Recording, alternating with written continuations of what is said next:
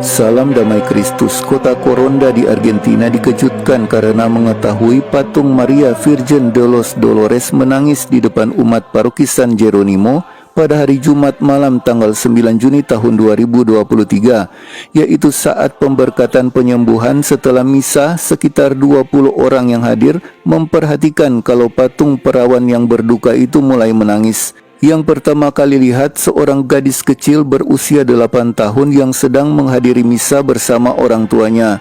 Dia mendengar gumaman di belakangnya dan gadis itu berbalik dan melihat ke arah patung yang berada di samping gereja.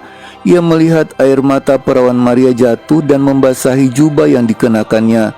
Segera gadis kecil itu meraih tangan pastor yang sedang menyelesaikan misa dan beritahu Pastor Sergio Capozzetti tentang keadaan tersebut. Pastor Sergio segera datang untuk memastikan apa yang sedang terjadi, dan semua umat mendekati patung perawan Maria tersebut. Mereka menyentuh jubahnya dan itu nyata.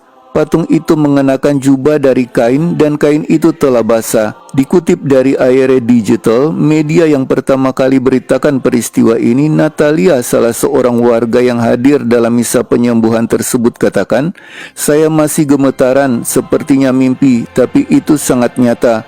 Saya memandangnya dan saya menangis sampai saat ini."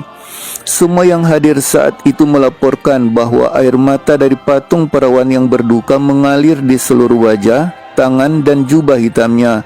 Para imam yang berada pada saat keajaiban, yaitu Pastor Sergio Capozzetti dan Pastor Santiago, telah memastikan air mata tersebut karena ketika mereka menyentuh jubahnya itu telah basah. 2 hari peristiwa itu terjadi, yaitu pada hari Jumat malam dan pada Sabtu pagi. Dikutip dari Aire Digital, Uskup Agung Santa Fe, Monsignor Sergio Fenoy, katakan kalau dia telah meminta pastor paroki dari gereja San Jeronimo de Coronda, tempat patung Virgen de los Dolores atau perawan berduka yang menangis ini, untuk sebuah laporan untuk mulai menerapkan kriteria analisis pada peristiwa ini. Uskup menghormati pengalaman yang dimiliki umat sekitar 20 orang sebagai kesaksian langsung, karena tidak diragukan lagi itu akan menjadi sesuatu yang sangat kuat. Begitu juga dengan mereka yang bisa melewati paroki pada hari-hari berikutnya. Uskup Agung katakan kalau dirinya sebagai otoritas tertinggi gereja lokal harus mulai bekerja untuk mencermati fenomena tersebut. Katanya yang pertama adalah menilai fakta, yaitu apa yang terjadi.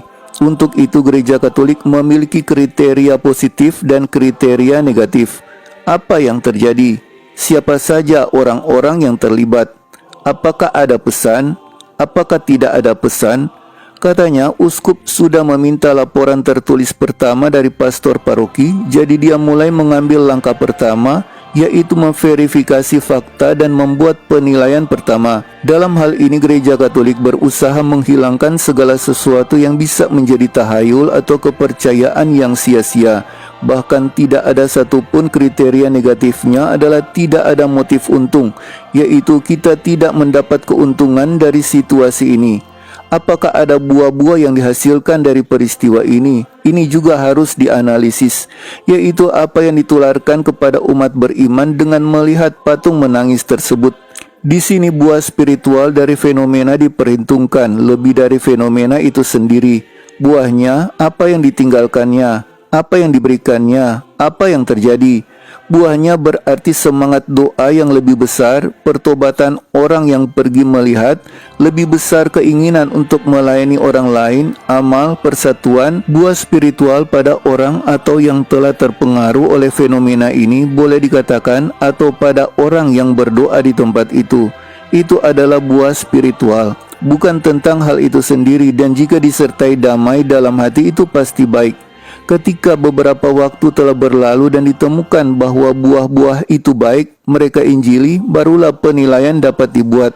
Apakah itu sesuatu berasal dari Tuhan atau tidak? Seperti inilah gereja Katolik menanggapi berbagai laporan kejadian. Pihak gereja tidak langsung secara resmi mengakui sebagai kejadian yang berasal dari Tuhan, tapi melakukan penyelidikan dan melihat buah-buah yang dihasilkan dari kejadian tersebut.